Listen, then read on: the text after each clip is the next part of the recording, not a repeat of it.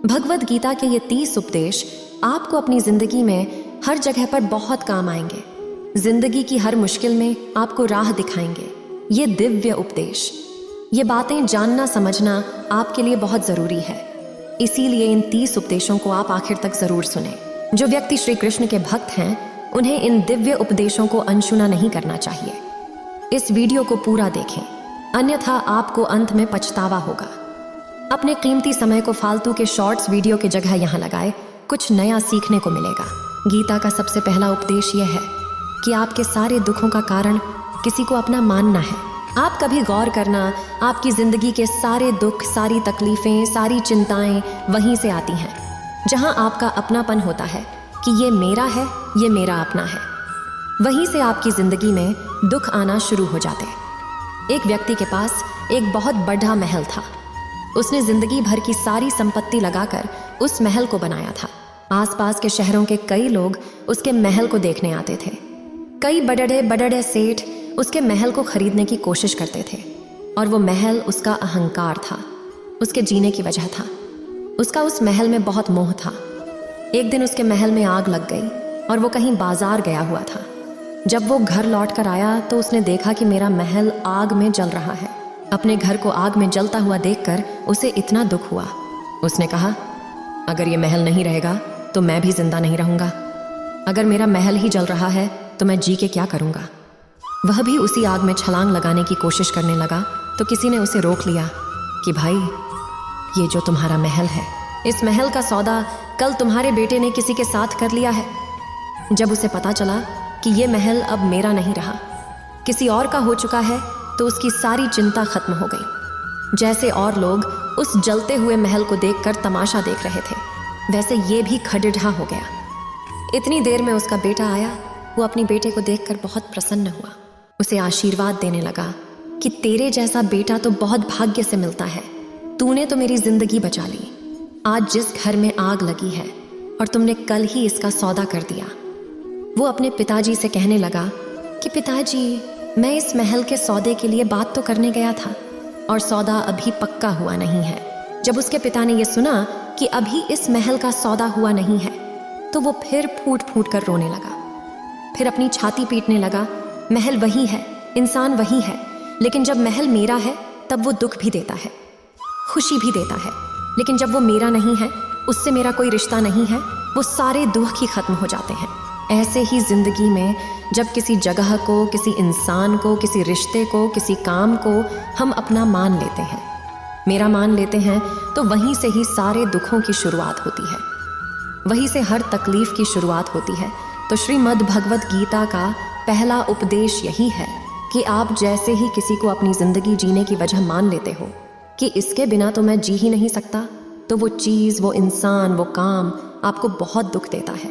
गीता का दूसरा उपदेश यह है कि अवश्यमेव भोक्तव्यम कृतम कर्म शुभाशुभम। आपने कोई भी कर्म किया हो, उसका फल आपको जरूर भोगना पड़ेगा।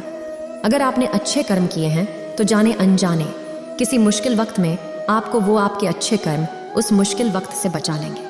अगर आपने गलत कर्म किए हैं, पाप किया है, तो उसकी सजा भी आपको जरूर मिलेगी।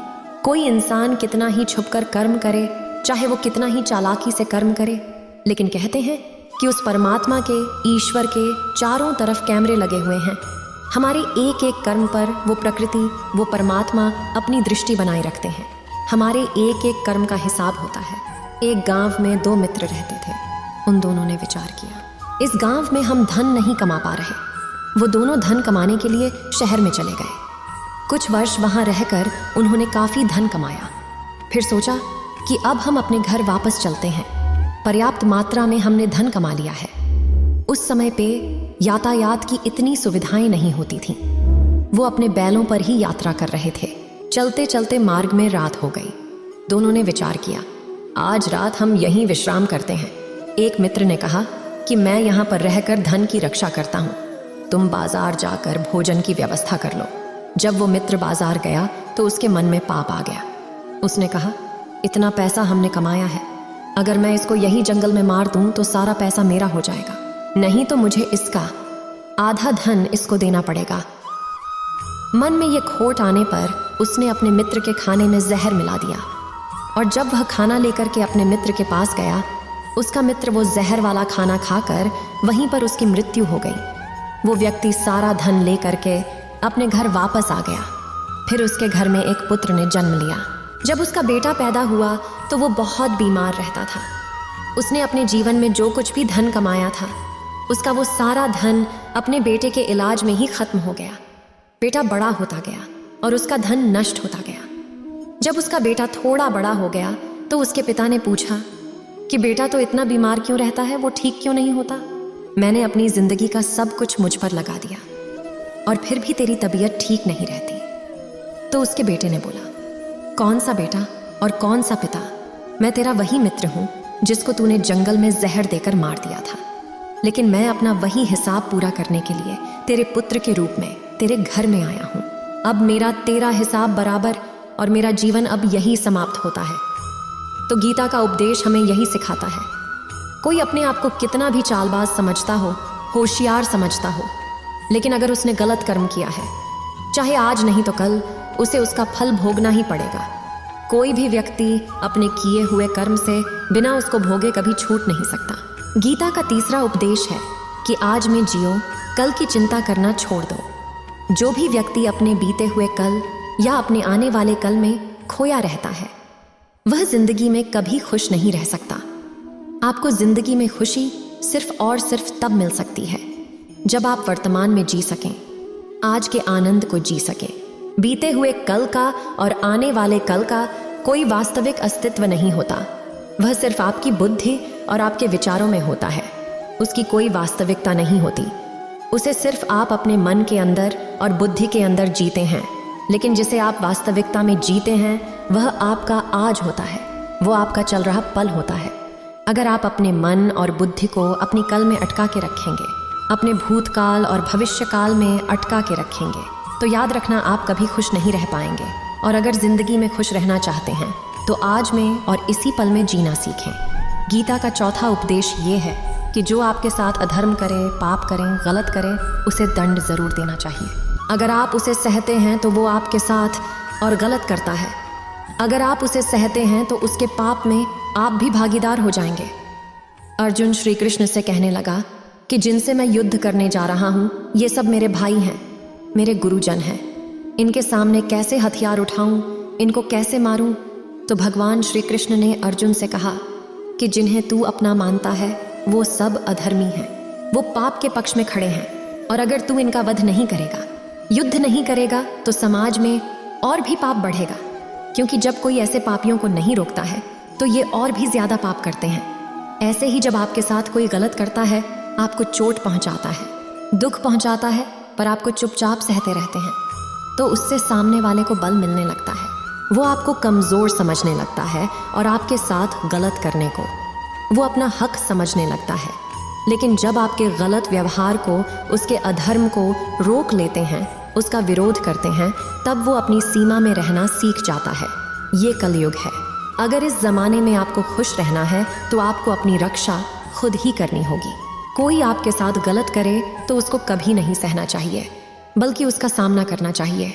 गीता का 5वां उपदेश ये है कि किसी से भी हद से ज्यादा मोह कभी मत करना। जिसमें भी आप सबसे ज्यादा मोह लगाओगे, देखना वो आपको जरूर रुलाएगा।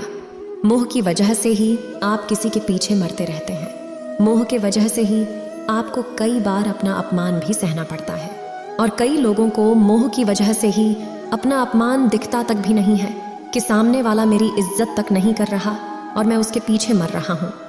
वो आपकी आंखों पर ऐसी पट्टी लगा देता है कि आपको सच और झूठ दिखाई ही नहीं देता। आपको किसी इंसान का चेहरा दिखाई नहीं देता। आप जो देखते हैं, जो सुनते हैं, उसी पर यकीन कर लेते हैं, फिर चाहे आपको कितना ही दर्द मिल रहा हो। अगर आप किसी इंसान को ठीक से समझना चाहते हैं, किसी की सच्चाई जानना चाहते हैं, तो उसके लिए ये बहुत ज़रूरी है कि आप उसके मोह से जल्दी बाहर आ जाएं। वास्तविकता में रिश्ते दुख नहीं देते। आपका मोह आपको दुख देता है, जिससे मोह खत्म, उसे आपको किसी भी रिश्ते से कोई दुख नहीं मिल सकता, क्योंकि आपको फिर कोई फर्क नहीं पड़ेगा। गीता का 6वां उपदेश है कि आप वो मत करो जो सब करते हैं, बल्कि वो करो जो आपके लिए सही है। स्वधर्म निधनम श्रेय पर धर्मो भयावह। श्री कृष्ण ने अर्जुन से कहा कि जो तेरा कर्तव्य है, जो तेरे लिए सही है, जो तुझे करना चाहिए, तू वो कर।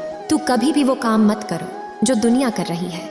क्योंकि अर्जुन श्री कृष्ण से कहने लगा कि ऐसे भयंकर युद्ध में पड़ने से अच्छा है कि मैं सन्यासी बन जाऊं। तो श्री कृष्ण ने अर्जुन से कहा कि सन्यासी बनना तेरा कर्म नहीं है, तेरा धर्म नहीं है। तू क्षत्रिय है, तेरा कर्म और तेरा धर्म यही है कि तू अधर्म का नाश करे, धर्म की रक्षा करे। ऐसे ही हर इंसान का एक अलग कर्तव्य होता है, एक अलग ही मार्ग होता है। तो कभी भी उस मार्ग पर मत जाना जहां सारी भीड़ जा रही हो। कभी भी वो काम मत करो जो दुनिया करती है कि आजकल ये ट्रेंड हो गया है, ये फैशन हो गया है, सब करते हैं, इसीलिए हम भी कर रहे हैं।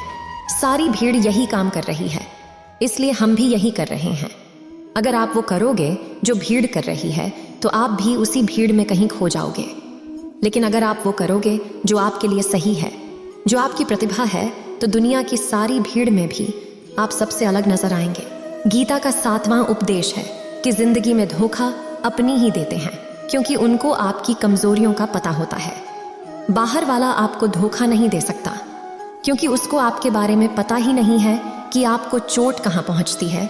लेकिन जो आपका अपना है, आपका खास है, उसे बहुत गहराई से पता होता है कि उसकी कमजोरी क्या है। क्या ऐसा करें जिससे उसको दर्द पहुंच सकता है, जिससे इसको हम नीचा दिखा सकते हैं, इसको चोट पहुंचा सकते हैं। यह कलयुग है, इसमें बाहर वालों से नहीं, जो हमारे अपने हैं उनसे ही सावधान रहना होता है। महाभारत का युद्ध 2 अलग राजाओं में नहीं हुआ, बल्कि एक ही परिवार के भाइयों में हुआ था। सब आपस में एक ही वंश के लोग थे। कितनी बार दुर्योधन ने जहर दे करके भीम को मारना चाहा, न जाने कितनी बार दुर्योधन ने पांडवों को जान से मारने की कोशिश की। वो उसका पराया नहीं था, उसका भाई था। सारी लड़ाइयां घर के अंदर ही होती हैं, बाहर कौन लड़ेगा हमसे, घर में ही सारे झगड़े होते हैं। तो आपको चोट सिर्फ वही लोग पहुंचा सकते हैं जो आपके अपने हैं। आपको धोखा सिर्फ वही लोग दे सकते हैं जो आपके अपने हैं। गीता का 8वां उपदेश है, जो इंसान अपनी रक्षा खुद नहीं कर सकता, उसकी रक्षा भगवान भी नहीं कर सकते।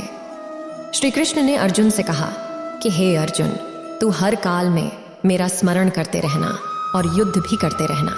अर्जुन ने श्री कृष्ण से पूछा कि ये युद्ध तो कुछ दिनों में समाप्त हो जाएगा, लेकिन आप कह रहे हैं कि तू हमेशा मेरा स्मरण करता रह और युद्ध करते रहना। हमेशा युद्ध करने का क्या मतलब है? तो श्री कृष्ण ने अर्जुन से कहा कि यह जिंदगी ही रणभूमि है। इस जीवन में सुख दुख आते रहेंगे और तुझे उनका डटकर मुकाबला करना है। श्री कृष्ण ने ये नहीं कहा कि तू छुप करके बैठ जाना और मैं लड़ाई करूंगा। बहुत गहराई है गीता के ज्ञान में। हमारे जीवन की डोर भी संभाल के ईश्वर बैठे हैं, लेकिन युद्ध हमें ही करना है। ईश्वर को याद करना है कि ईश्वर मुझे शक्ति देना, मुझे समझ देना, मुझे बुद्धि देना, ताकि मैं अपनी जिंदगी की सारी लड़ाइयां जीत सकूं, मैं जिंदगी में सही मार्ग पर चल सकूं। लेकिन आपको अपनी लड़ाई भी खुद लड़नी पड़ती है। जो लोग यह कहते हैं कि हम कुछ नहीं करेंगे, सब वो ईश्वर करेगा, तो कहते हैं कि अलसी इंसान को देखकर तो भगवान भी घबरा जाता है कि यह कुछ नहीं करेगा।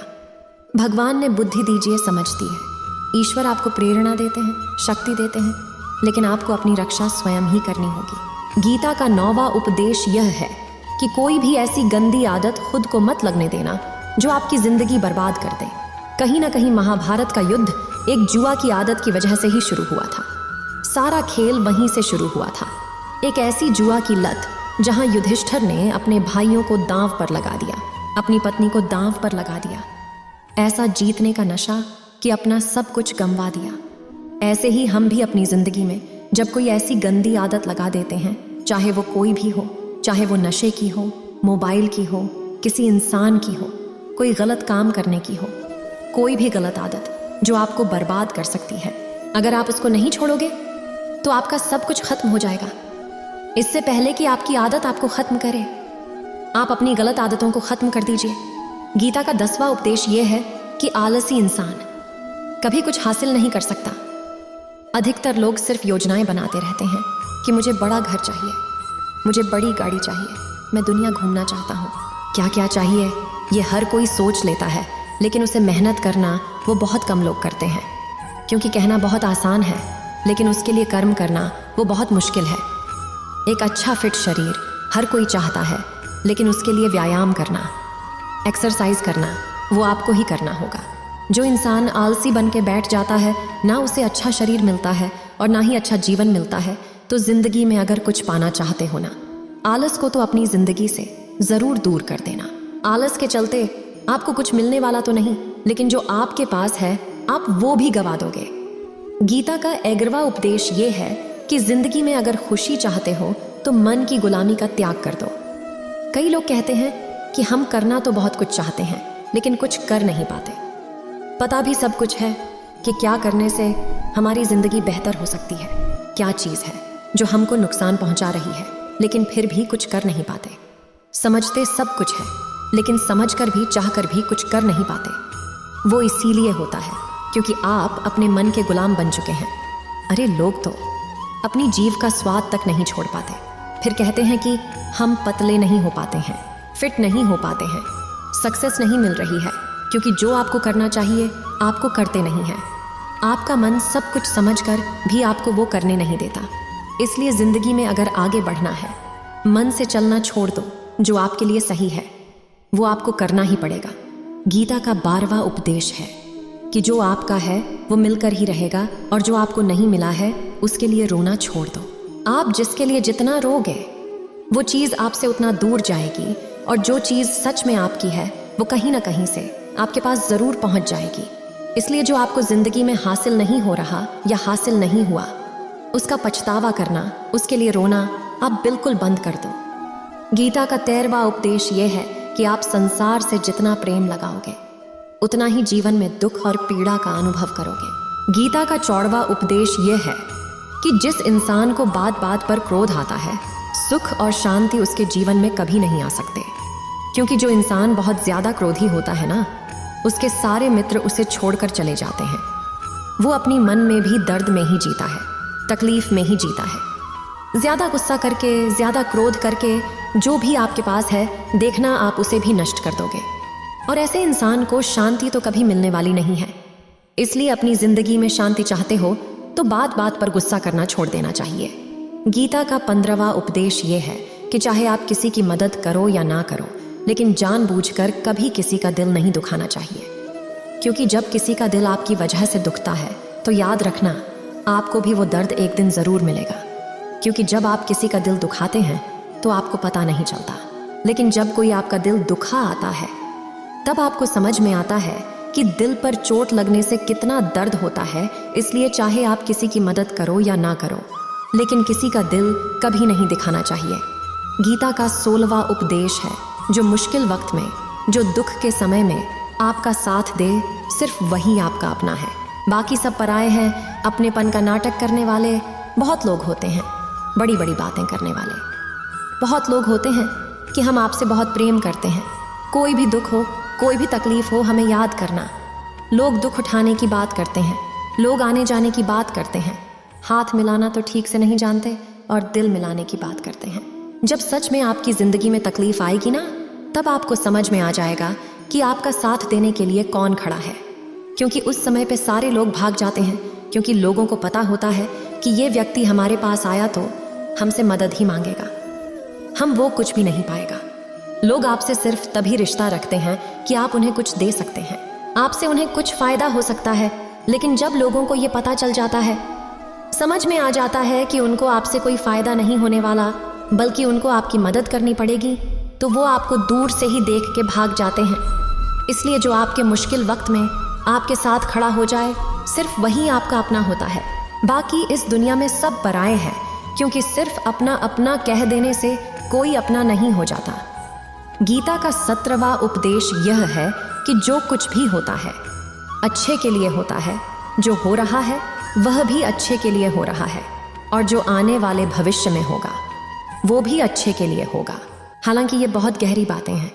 कुछ चीज़ें ज़िंदगी में ऐसी होती हैं जो हमें लगता है कि मेरे साथ ही ऐसा क्यों हुआ, मेरे साथ ही होना था ये सब। लेकिन जब वो वक्त गुजर जाता है, एक दिन हमको समझ आता है कि अगर हमारे साथ ये सब नहीं होता तो आज हम इस मुकाम पर नहीं होते। अगर मेरे साथ ये सब नहीं होता हो, शायद हमारी ज़िंदगी और भी बर्बाद हो सकती थी। इसलिए अगर हमको ये समझ में आ जाए कि ज़िंदगी में जो कुछ भी हो रहा है वो सब अच्छे के लिए हो रहा है, तो हम जीवन में हमेशा खुश रहेंगे। गीता का 18वां उपदेश है कि हर काम को समझदारी से करना ही योग होता है। योग कर्मसु कौशलम। कई लोग काम तो करते हैं लेकिन उन्हें हासिल कुछ नहीं होता। बहुत लोग कहते हैं कि हम बहुत मेहनत करते हैं, तब भी जिंदगी में सफलता हासिल नहीं हो रही। बहुत कुछ करने से, बहुत मेहनत करने से आपको सफलता नहीं मिलेगी, लेकिन सही तरीके से समझ के साथ काम करने से आपको जिंदगी में सफलता जरूर मिलेगी। गीता का 19वां उपदेश है, कभी भी किसी भी चीज की अति नहीं करनी चाहिए। कोई भी चीज हद से ज्यादा मत करना। किसी से प्रेम भी हद से ज्यादा मत करना। किसी से नफरत भी हद से ज्यादा मत करना। हद से ज्यादा मीठा भी खराब, हद से ज्यादा कड़वा भी खराब, हद से ज्यादा आराम भी आपको बीमार कर देगा। हद से ज्यादा खाना भी आपको बीमार कर देगा। हद से ज्यादा भूखा रहना भी आपको नुकसान पहुंचाएगा, और हद से ज्यादा जागना भी आपको बहुत नुकसान पहुंचाएगा। वो जीवन को संतुलन के साथ जीना चाहिए। जैसे ही आप संतुलन खो देते हैं, वैसे ही आपके जीवन में दुर्घटना हो जाती है। गीता का 20वां उपदेश है कि जिसे आप सबसे ज्यादा महत्व दोगे, वह आपको कभी महत्व नहीं देगा। आपने कभी गौर किया कि आपका अपमान कौन लोग करते हैं? आपका अपमान सिर्फ वही लोग करते हैं जिसे आप सबसे ज्यादा महत्व देते हैं। दूसरों की इज्जत करना अच्छी बातें हैं, पर दूसरों की अगर बहुत ज्यादा इज्जत करोगे तो उनकी नजर में आपकी ही इज्जत खत्म हो जाती है।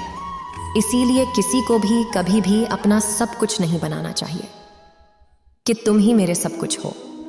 जैसे ही आप किसी को सब कुछ बना लेते हैं अपना, तो आप उसके लिए कुछ भी नहीं रह जाते। इसलिए लोगों को इज्जत उतनी ही देनी चाहिए जितना वह हजम कर सके। हद से ज्यादा इज्जत देना आपकी ही बेइज्जती करवा सकता है। गीता का 21वां उपदेश है, अगर आप अपनी वैल्यू खुद नहीं करोगे तो कोई आपकी वैल्यू नहीं करेगा। आपको अपनी महत्वाकांक्षा और आत्मविश्वास को स्वयं विकसित करना चाहिए। यदि आप खुद को महत्वपूर्ण नहीं समझेंगे और अपनी क्षमताओं और योग्यताओं को समझने और मान्यता देने के लिए समर्पित नहीं होंगे, तो दूसरे लोग भी आपकी महत्वाकांक्षा को नहीं समझेंगे या आपकी सराहना नहीं करेंगे। आपको अपनी आत्मविश्वास और वैल्यू को स्वयं उन्नत करने की जरूरत होती है। गीता का 22वां उपदेश है कि किसी पर भी आंख बंद करके भरोसा मत करना। जैसे महाभारत की कथा में दुर्योधन ने कितनी बार षड्यंत्र करके पांडवों को मारने की कोशिश की, आग में जलाने की कोशिश की, और वो धर्म पर चलने वाले लोग बार बार उसकी बातों में आ जाते थे। ये बात और है कि ईश्वर उनकी रक्षा कर रहे थे, और जिसे वह अपना भाई समझ रहे थे, जिसे वो अपना सगा समझ रहे थे, जिस पे वो भरोसा कर रहे थे, वही उनकी मृत्यु करवाना चाहता था। इसीलिए भरोसा करते समय अपनी आंखें जरूर खुली रखना। गीता का 23वां उपदेश है, जिसके साथ सत्य और ईश्वर की शक्ति है। चाहे सारी दुनिया उसके खिलाफ हो जाए, लेकिन अंत में जीत उसी की होती है। श्रीमद् भगवत गीता में 18 अध्याय है, 700 श्लोक है। गीता का आखिरी श्लोक है, यत्र योगेश्वरः कृष्णो यत्र पार्थो धनुर्धरः तत्र श्रीर्विजयो भूतिर्ध्रुवा नीतिर्मतिर्मम। धृतराष्ट्र बार बार संजय से पूछता था कि बताओ युद्ध में कौन जीत रहा है, कौन हार रहा है, क्योंकि उसे विश्वास था कि महापराक्रमी भीष्म पितामह मेरे पक्ष में, गुरु द्रोणाचार्य वो मेरे पक्ष में है, कर्ण मेरे पक्ष में है, तो हमें कौन हरा सकता है। लेकिन संजय ने धृतराष्ट्र से कहा कि जहां पर ईश्वर है, जहां पर सत्य है, हमेशा वही जीतता है। चाहे आपके पास कितनी भी शक्ति क्यों ना हो, लेकिन सत्य और ईश्वर जिसके साथ खड़े हो जाएं, उसे दुनिया में कोई भी नहीं हरा सकता। गीता का 24वां उपदेश है, जीवन में लड़ाई झगड़े से बचना चाहिए, लेकिन जब बात आपके चरित्र, सम्मान और अधिकार की हो तो लड़ना भी चाहिए।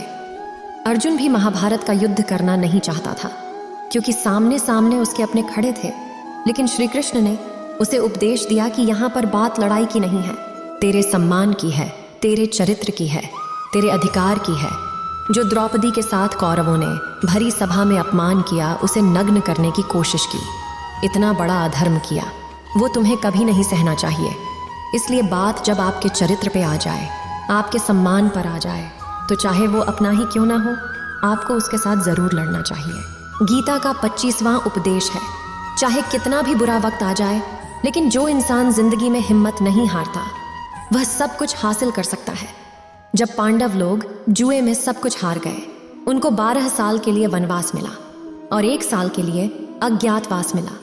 वो भिक्षा करके अपनी जिंदगी को पालते थे, जंगलों में भटकते रहते थे, भयानक जानवरों के बीच, लेकिन कितना मुश्किल वक्त झेलने के बाद भी आखिरी में विजय उन्हीं की हुई, क्योंकि उन्होंने अपने अंदर में कभी हिम्मत नहीं कोई दी। ऐसी आपकी जिंदगी में कितना ही मुश्किल वक्त क्यों ना आ जाए, लेकिन आपके अंदर अगर हिम्मत है तो जीत आपकी ही होगी। गीता का 26वां उपदेश है जो किसी और का है, उस पर कभी अधिकार मत जमाना, कभी कब्जा मत जमाना। जब शकुनी ने षड्यंत्र करके पांडवों को हस्तिनापुर से अलग करवा दिया, एक खांडव प्रस्थ का राज्य दे दिया, जहाँ की भूमि भी बंजर थी, जहाँ कुछ नहीं हो सकता था, लेकिन पांडवों ने उस शहर को इतना सुंदर बनाया, इतना वैभवशाली बनाया कि हस्तिनापुर भी उसके आगे फीका लगने लगा। और उनके उस वैभव को देख के, सुख को देख के दुर्योधन अंदर ही अंदर जलता था। उसने कई बेईमानियां करके, षड्यंत्र करके उनका वह खांडव प्रस्थ भी उनसे छीन लिया, जो चीज उसकी नहीं थी। उस पर कब्जा किया तो उसका आखिर में परिणाम यही हुआ कि जो चीज उसके पास थी वो भी उसके पास नहीं रही। इसलिए जो आपका नहीं है कभी उस पर अधिकार नहीं जमाना चाहिए। गीता का 27वां उपदेश है कि वही इंसान जिंदगी में सफल माना जाएगा जो अंदर से हमेशा खुश रहता है। बाहर से तो सब खुश दिखाई देते हैं, लेकिन अंदर से इंसान अशांति से भरा रहता है। बहुत पैसा कमा लिया, कामयाबी हासिल कर ली, लेकिन वो कामयाबी असली नहीं है। असली कामयाबी तब मानी जाएगी जब आपका मन खुश रहता हो।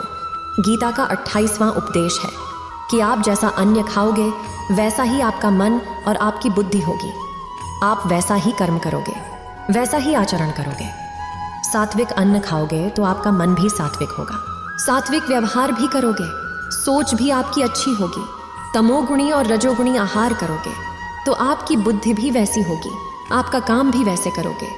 श्री कृष्ण में भगवत गीता में सात्विक, राजसी और तामसी, इन तीनों आहारों का विस्तार से वर्णन किया है कि क्या खाना चाहिए, क्या नहीं खाना चाहिए। पर सार यही है, जो मनुष्य सात्विकता से भोजन करता है, सात्विक भोजन करता है, उसे जीवन में शांति और सुख जरूर मिलते हैं। गीता का 29वां उपदेश है कि बुरा इंसान कभी अपनी बुराई नहीं छोड़ेगा, चाहे आप उसके साथ कितना भी अच्छा चलो, वो आपको तकलीफ देगा ही देगा। इसलिए जो जैसा है आप उसके साथ वैसा ही व्यवहार करो। बुरे इंसान के साथ आप कितना भी अच्छा बन जाओ, वो कभी भी अच्छा नहीं बनने वाला। दुर्योधन जंगल में पांडवों को मारने के लिए गया था, लेकिन वहां पर भीलों ने दुर्योधन को पकड़ लिया। उसका मित्र कर्ण भी उसे छोड़कर भाग गया। वह भील दुर्योधन को मार देना चाहते थे, लेकिन युधिष्ठिर अपने भाई की रक्षा करने के लिए वहां पहुंच गया, उसके जीवन की रक्षा की, लेकिन उसके बाद भी वह हमेशा पांडवों का नुकसान ही करता रहा। इसलिए अगर कोई नुकसान बुरा है, उसके साथ हम ज्यादा अच्छा बनने की कोशिश मत करो। जो जैसा है आप उसके साथ वैसा ही व्यवहार करो। गीता का 30वां उपदेश है कर्मण्येवाधिकारस्ते मा फलेषु कदाचन माँ कर्म फल हेतुर्भूर्माते संगोस्त्व कर्मणि। इस श्लोक के अनुसार हमारा कर्तव्य कर्म करना है, लेकिन हमें कर्म फल पर ध्यान नहीं देना चाहिए। हमें केवल कर्म करने का अधिकार है, परिणामों पर हमारा अधिकार नहीं है। इसका मतलब है कि हमें केवल अपने कर्तव्यों को समय पर पूरा करना चाहिए, लेकिन हमें उन कार्यों के फल को लेकर चिंता नहीं करनी चाहिए। इसके अलावा गीता में अनेक अध्याय और श्लोकों में समय की महत्वता पर चर्चा होती है। गीता का मुख्य संदेश है कि हमें अपने कर्तव्यों को ईमानदारी से और समय पर पूरा करना चाहिए और उन कार्यों के फल को ईश्वर की इच्छा में समर्पित करना चाहिए। प्रयत्नाद्यतमानस्तु योगी संशुद्ध किल्बिषा अनेक जन्म संसिद्धस्ततो याति परांगतिम। इस श्लोक में कहा गया है कि योगी जो समय समय पर उच्च साधना करते हैं, वे अपने मन को शुद्ध करते हैं और बहुत सारे जन्मों के साधना से संपन्न होते हैं। वे तभी अपने उद्देश्य को प्राप्त करते हैं। इससे स्पष्ट होता है कि समय पर साधना और नियमितता के माध्यम से हम अपने लक्ष्य की प्राप्ति कर सकते हैं। जो इंसान अपने कामों को समय से खत्म नहीं करता, समय की कद्र नहीं करता, उसकी जिंदगी का सारा समय व्यर्थ में ही समाप्त हो जाता है, क्योंकि समय ही आपका जीवन है। अगर आप समय को व्यर्थ ही नष्ट करते रहेंगे, व्यर्थ के कामों में गंवा देंगे, तो आपको जीवन में कुछ भी हासिल नहीं होगा। अगर कुछ जिंदगी में पाना चाहते हो तो समय की कदर जरूर करना। जो भी व्यक्ति गीता के इन 30 उपदेशों को रोज सुनेगा, समझेगा, तो जिंदगी की कितनी भी मुश्किल से मुश्किल घड़ी क्यों ना आ जाए, उसे ऐसे मुश्किल समय में भी रास्ता जरूर मिल जाएगा। उम्मीद है आप सभी को यह वीडियो अच्छी लगी होगी। अगर आप कृष्ण के सच्चे भक्त हैं तो चैनल को सब्सक्राइब और वीडियो को लाइक करके कमेंट में जय श्री कृष्णा लिख दीजिए।